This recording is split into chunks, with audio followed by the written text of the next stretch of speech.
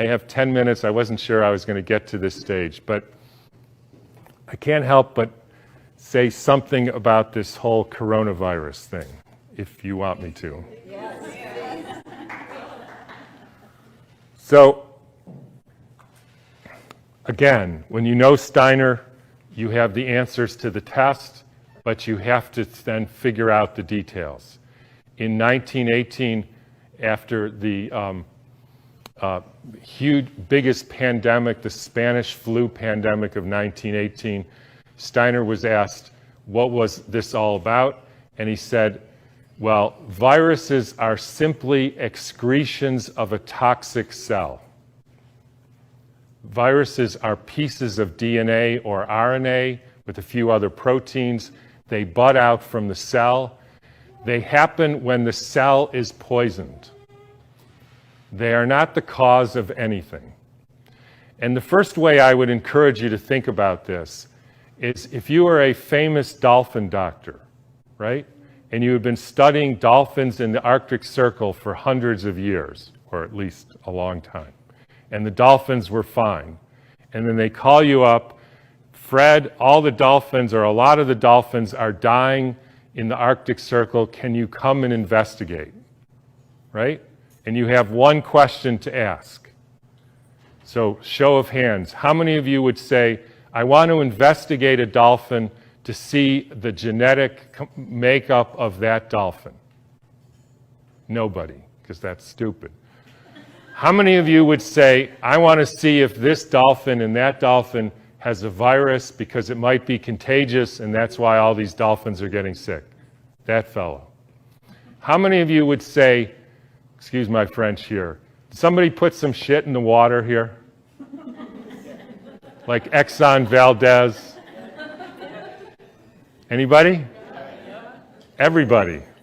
Because that's what happened. And the cells get poisoned.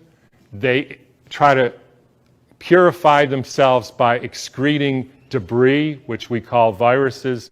If you go to the current theory of viruses called exosomes, and the latest head of the NIH giving a talk on the complexity of viruses, you will see this is perfectly in line with the current thinking on what a virus really is. I had a dramatic example of this when I was growing up. Right outside our house, there was a wetlands, and they were full of frogs, and the frogs kept me up at night, so I taped the windows, and they were, in the spring, they made a big racket. And then over time, the frogs were all gone. How many thinks the frogs had a genetic disease? How many thinks the frogs had a virus? How many think somebody put DDT into the water? That's what happened. Diseases are poisoning. It's one of the reasons why vaccines, so let me skip that for a minute. So what happened in 1918?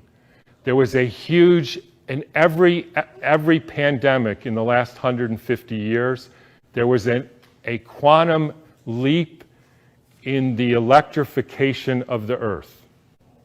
In 1918, late fall of 1917, there was the introduction of radio waves around the world. Whenever you expose any biological system to a new electromagnetic field, you poison it, you kill some, and the rest go into a kind of suspended animation so that, interestingly, they live a little bit longer and sicker. And then starts in World War II with the next pandemic with the introduction of radar equipment all over the Earth, blanketing the entire Earth in radar fields. First time humans have ever been exposed to that. In 1968, there was the Hong Kong flu, and it was the first time the Earth has a protective layer in the Van Allen belt, which essentially integrates the cosmic fields from the sun and the Earth, from the moon and Jupiter, etc., integrates that and essentially distributes that to the living beings of the Earth. And we put satellites emitting radioactive frequencies in the Van Allen belt. Within 6 months, we had a new viral pandemic. Why viral? Because the people are poisoned, they excrete toxins, they look like viruses, People think it's a flu epidemic. In the 1918 epidemic, the Boston Health Department decided to investigate the contagiousness of this. So they, believe it or not, took hundreds of people with the flu and they sucked the snot out of their nose and injected it into the healthy people who didn't have the flu, and not one time could they make the next person sick. They did this over and over again, and they were not able to demonstrate contagion. They even did it with horses who apparently got the Spanish flu, and they put bags over their head, and the horses sneezed in the bag, and they put the bag over the next horse, and not one horse got sick. You can read about this in a book called The Invisible Rainbow by Arthur Furstenberg, who chronicles all the steps in the electrification of the earth and how within 6 months there was a new flu pandemic all over the world. And when you hear the normal explanations, how did it go from Kansas to South Africa in 2 weeks? So the entire world got the symptoms at the same time, in spite of the fact that the mode of transportation was horseback and boats, and there's no explanation for it. They just say, we don't know how that happened. But when you think about it, with these radio waves and other frequencies that some of you have in your pocket and on your wrist, you can send a signal to Japan and it arrives instantaneously.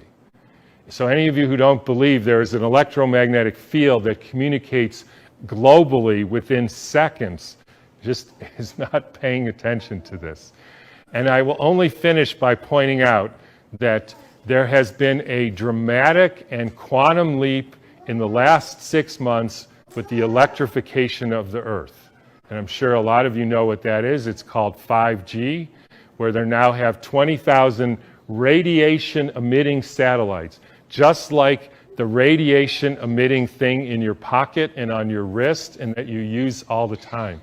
That is not compatible with health. I'm sorry to say it, it's not compatible with health. That is a water destructuring device.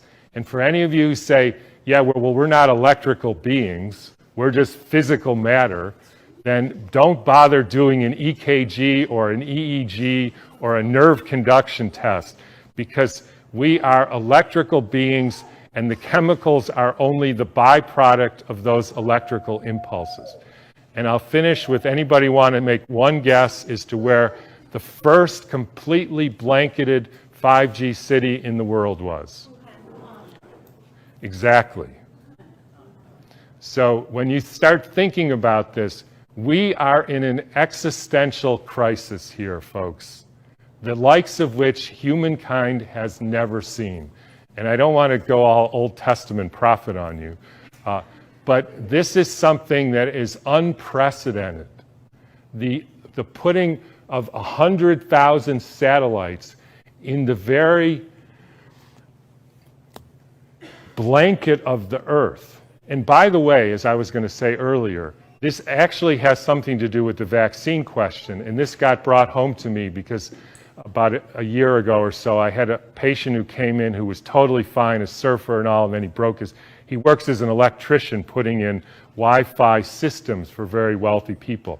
Electricians have a very high mortality rate, but he was fine. And then he breaks his arm and he gets a metal plate put in his arm. 3 months later, he couldn't get out of bed and was total, heart irregularities, just total collapse. The susceptibility has to do with how much metal you have in your body, as well as the quality of the water in your cells. So if you start injecting aluminum in people, they become receptors for absorbing increased electromagnetic fields, and that is a perfect storm for the kind of deterioration of the species, which is what we're now experiencing.